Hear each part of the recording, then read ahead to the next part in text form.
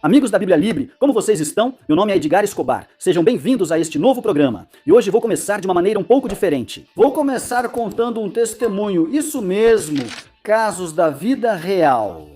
Acontece que no mês passado, quando estivemos em Denver, Colorado, tive a oportunidade de sair com minha esposa. Nós estávamos na Target, subindo a escada rolante. Eu estava feliz com minha camiseta da seleção da Colômbia e ele até o final. E enquanto eu subia essa escada, alguém me chamou, um senhor, um latino. Ele disse: "Ei, quero te mostrar uma coisa. Posso te mostrar?" Respondi: "Sim, claro." Ele abriu o celular e mostrou uma foto dele com a camiseta da seleção da Colômbia. Assim, entendi que ele era colombiano. E eu disse: "Que legal, 2 colombianos, vamos torcer pela Colômbia." Eu estava enganado. Depois disso, e depois que ele começou a puxar conversa comigo, ele começou a me fazer perguntas, e fez uma pergunta-chave.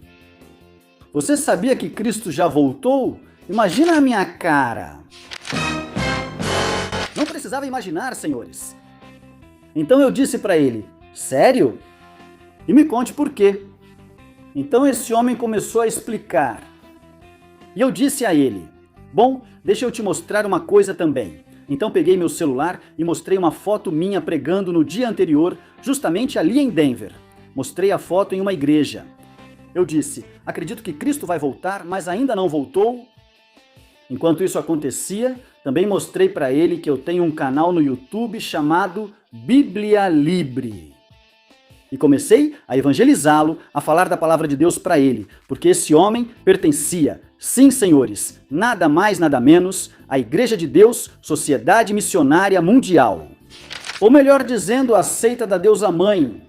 Sim, senhores, essa mesma seita que já derrubou nossos vídeos uma e outra e outra e outra vez, porque eles são extremamente exclusivos e têm todos os direitos de cada uma de suas imagens. Por isso, neste vídeo não veremos muitas imagens deles, mas de fato foi isso que eles usaram e é assim que eles evangelizam.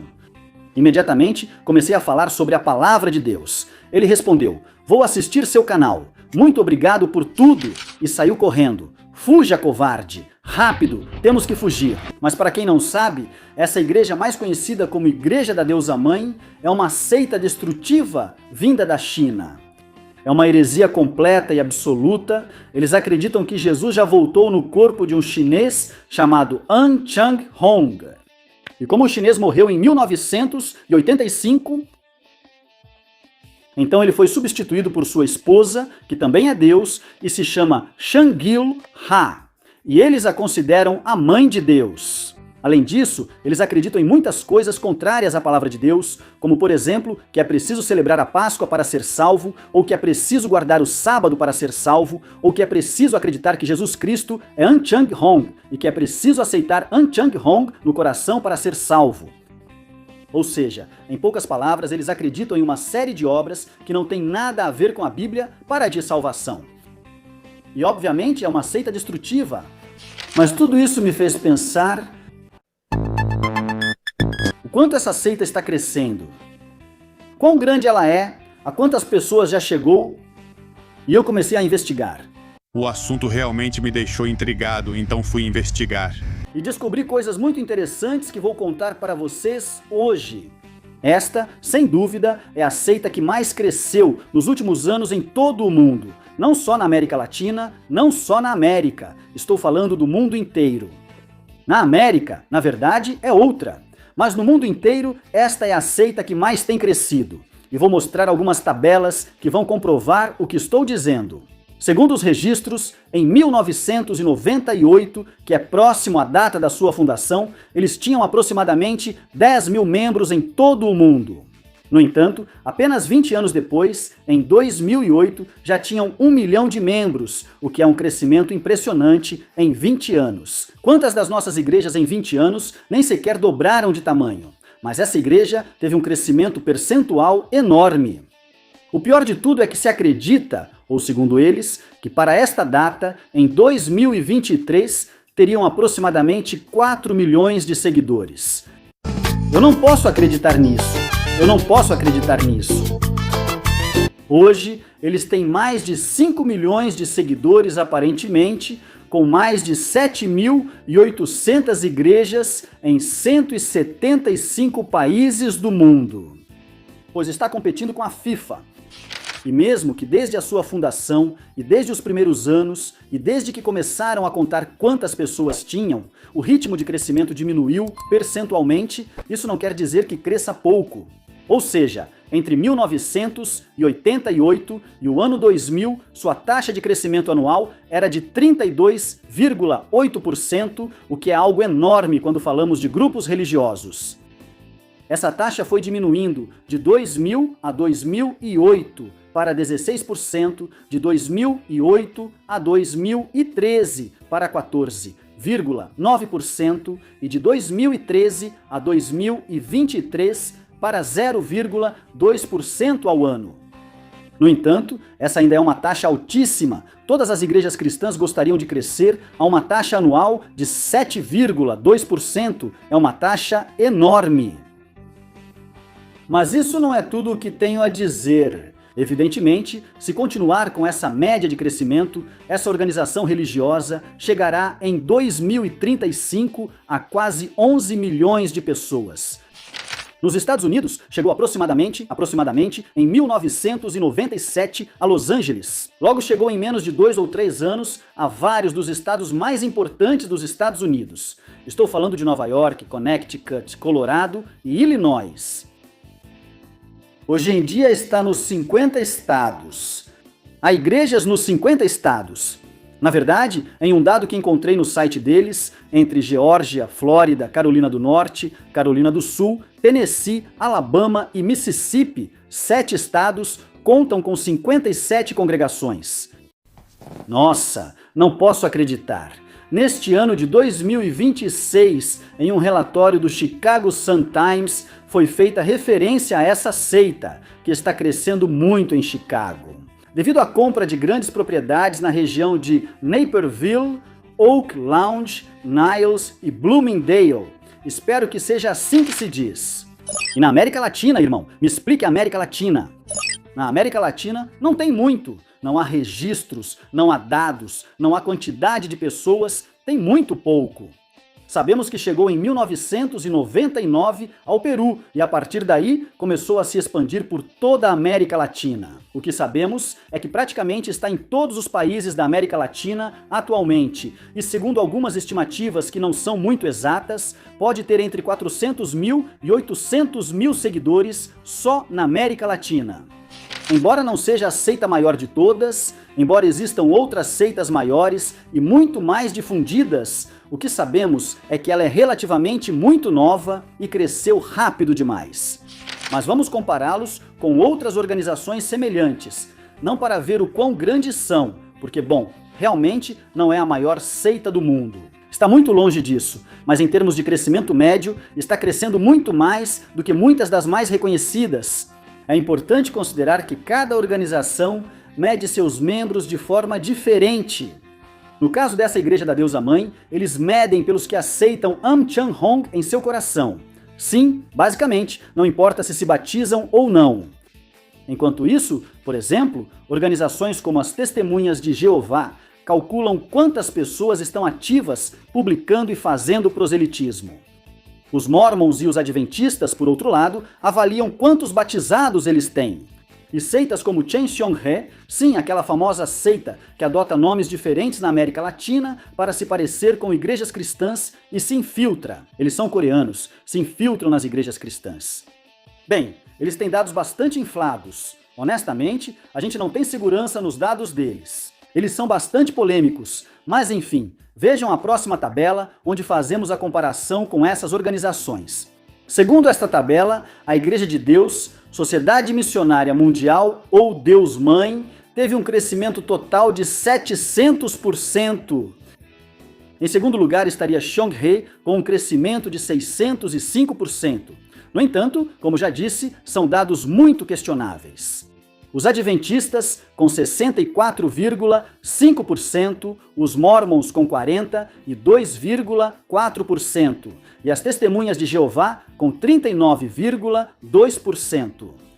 Isso fica mais claro nos percentuais. Vejam o que diz. As testemunhas de Jeová têm um aumento anual de 1,67%, enquanto os Mormons têm 1,78%, 2,65%, Chen Xiong com 16,2% e a Igreja de Deus, Mãe, com 10,4%. Isso é nos últimos 20 anos, e por que faço o balanço dos últimos 20 anos? Porque, digamos, é mais ou menos o período em que essa igreja cresceu muito mais. Ou seja, nos últimos 20 anos, embora aparentemente Chen Xiong tenha sido a seita de maior crescimento, na verdade, como os dados deles são tão pouco confiáveis, como nem sequer sabemos como realmente se chamam na América Latina, não podemos ter uma estimativa minimamente plausível. No entanto, a Igreja de Deus Mãe, essa Igreja de Deus Sociedade Missionária Mundial, cresceu muito mais do que Testemunhas de Jeová, Mormons e Adventistas juntos. É uma média enorme. A projeção para 2035 é que a Igreja de Deus Sociedade Missionária Mundial tenha mais pessoas, que seja maior do que as Testemunhas de Jeová. Estamos falando que as Testemunhas de Jeová vão completar cerca de 200 anos desde que foram fundadas. Então isso, em apenas 30 anos, é algo impressionante. Irmão, mas por quê? Por que esse povo cresce tanto e nós não? Explique para nós. Vou dar várias causas do crescimento deles. Em primeiro lugar, eles têm um evangelismo explosivo. Ou seja, eles abordam as pessoas em shoppings ou locais de compras, como fizeram comigo na Target. Curiosamente, depois fomos às compras na Target, andamos muito e não vi mais o cara. O cara me viu com a camisa da seleção da Colômbia e me seguiu só para tentar me evangelizar, aproveitando que eu era colombiano, mesmo sem precisar ir à Target. É assim de agressivo o trabalho evangelístico desse pessoal. Ele poderia ter disfarçado comprando pelo menos um chiclete. Além disso, eles evangelizam nas ruas, nos shoppings, nas casas, em espaços públicos. Muitas dessas coisas que nós, infelizmente, deixamos de fazer.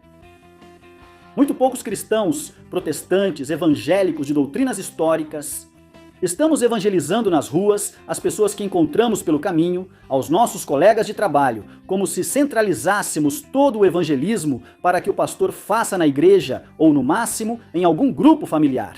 E não deveria ser assim. Deveríamos compartilhar a palavra de Deus com mais agressividade, ou seja, não de forma violenta, mas com mais frequência e paixão. Número 2.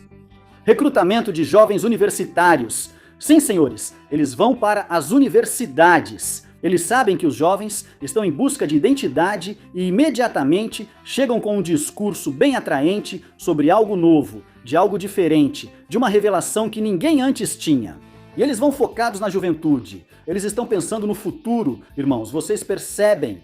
Esses jovens são os que vão formar famílias muito em breve. E essas famílias que esses jovens formarem vão estar nessa seita, pois serão aqueles que eles tiverem conquistado. Então é um plano muito bem pensado. O problema conosco é que ficamos entretendo os jovens ao invés de ensiná-los doutrina, porque eles não chegam lá para propor eventos musicais, nem brincadeiras, nem para dizer que lá eles vão se divertir. Eles chegam para doutrinar. É isso que eles fazem. Apesar das doutrinas serem fáceis de refutar biblicamente, esses jovens, sem capacidade para isso, acabam acreditando e sendo bem doutrinados. Número 3. Eles usam estratégias de voluntariado. Sim, senhores, ou seja, participam de questões de limpeza ambiental, campanhas de doação de sangue, ajuda social, projetos para jovens, voluntariado, tudo o que tem a ver com ajudar as comunidades. Isso melhora a imagem deles e evita que pensem que é uma seita.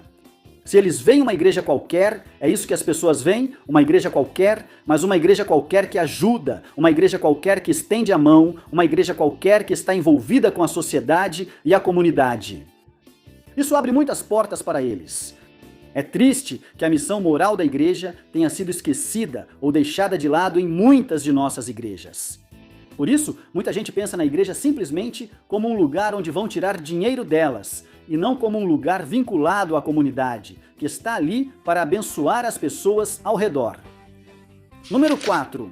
Pressão por resultados. É uma seita muito rígida e eles começam a pressionar e pressionar as pessoas para que mostrem resultados. Quantas pessoas você evangelizou, trouxe para o templo ou conseguiu para Anshanjon? Você fez a oração de fé por Anshanjon?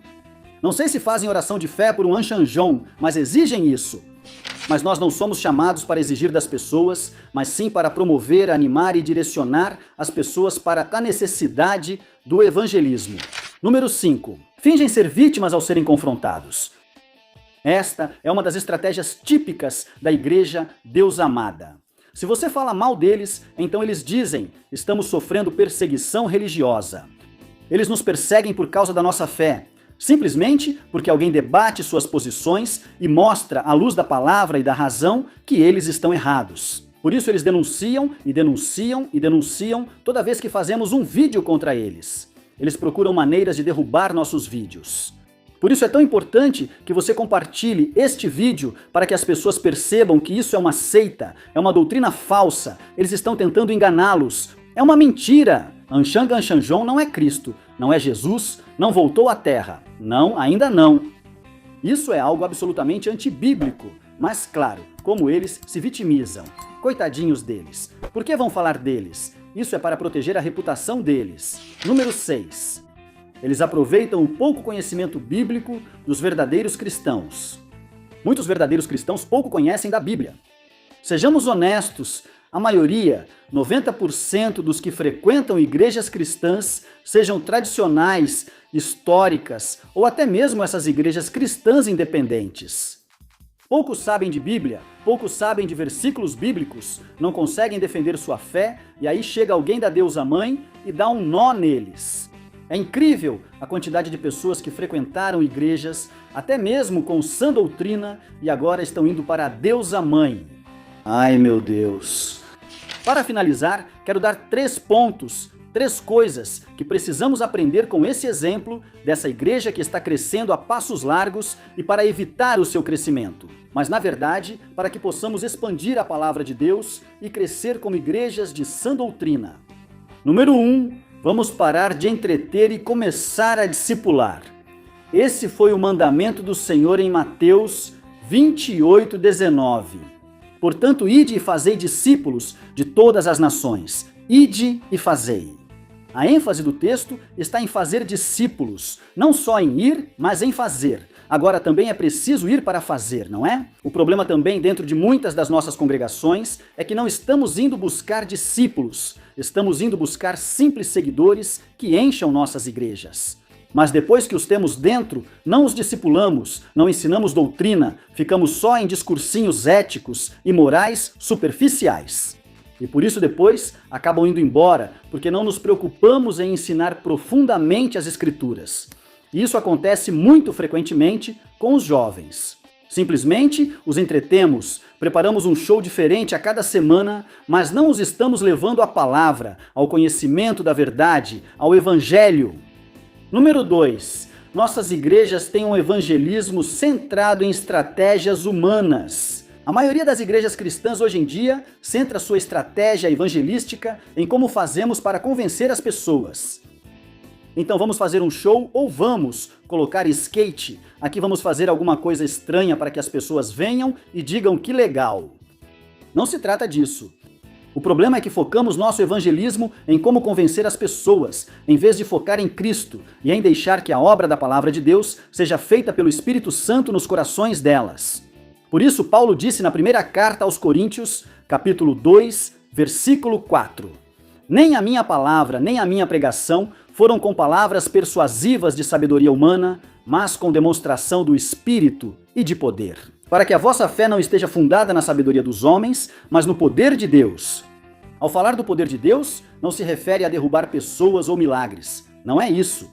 O verdadeiro poder de Deus é transformar a natureza humana, nos tornar diferentes, novas criaturas. Isso é o que realmente faz o Evangelho. Esse é o verdadeiro poder de Deus. Por isso Paulo diz: eu não venho com estratégias humanas ou com sabedoria humana, mas com o verdadeiro poder do Evangelho. Número 3. Nós não ensinamos apologética. Sim, a missão apologética é uma missão da igreja. A igreja tem que defender a fé, mas é a missão esquecida pelas igrejas cristãs porque estão mutilando o corpo, como dizem alguns. Porque é preferível falar do amor, dizem outros. Isso faz mais mal. Dedique-se ao seu, mas não contradiga outros. Dizem alguns, mas a Bíblia não diz isso. Perdão, desculpe. Que pena. Judas 1:3. Amados, pela grande solicitude que eu tinha de escrever a vocês acerca da nossa comum salvação, foi necessário escrever, exortando-os a batalhar ardentemente pela fé que uma vez foi dada aos santos. Veja que Judas não está dando um conselho, não está implorando, não está pedindo um favor, não está solicitando, ele está dando uma ordem radical. Sim, senhores, ele está exortando. Foi necessário escrever a vocês para exortá-los. A quê? A contender, e essa palavra é forte no grego. Estou convidando vocês a contenderem, a defenderem, a lutarem pela fé. E depois ele diz, ardorosamente acrescenta algo mais. Ardorosamente com paixão. Sim, como diz Pedro, com mansidão e reverência. Mas ao mesmo tempo com contundência, com paixão. Defendemos a verdadeira doutrina. Fazer apologética, irmão, não deve causar medo à igreja. Muitas vezes, por querermos ser politicamente corretos, essas igrejas e seitas continuam crescendo, pois ninguém as contradiz. Ninguém prova biblicamente nem mostra o erro deles. Eles têm tanto medo da apologética. Muitos pastores têm pavor porque, no fundo, têm medo de estarem errados. Por isso eles não gostam que a gente vá para os meios de comunicação, para o YouTube, para a internet e todas essas redes sociais fazer apologética. Eles não gostam porque têm medo, porque sabem que há muitos pontos que eles pregam que são fracos. Se eles têm tanta certeza do que acreditam, não deveriam temer que existam pessoas que, por meio da palavra de Deus, mostrem se há um erro ou não. Isso faz parte do trabalho teológico e é o que nos ajuda a evitar que essas seitas cresçam e se tornem ultrapopulares, como a famosíssima seita da deusa. Para finalizar, meus queridos irmãos, vocês conhecem alguém que pertença a essa seita da deusa mãe? Você já teve a oportunidade de ser evangelizado por algum deles? Conte aqui a sua história. Quero ler, quero saber. Tem uma dessas igrejas perto da sua casa? Conte um pouco aqui também. Seria muito interessante saber sobre a sua experiência. E nos dê conselhos também aqui na caixa de comentários. Lembre-se de curtir, lembre-se de se inscrever. Tem muita gente que assiste o vídeo e não se inscreve. Não façam isso. Unam-se e compartilhem este vídeo em todas as suas redes sociais. Obrigado por estarem conosco aqui na Bíblia Libre.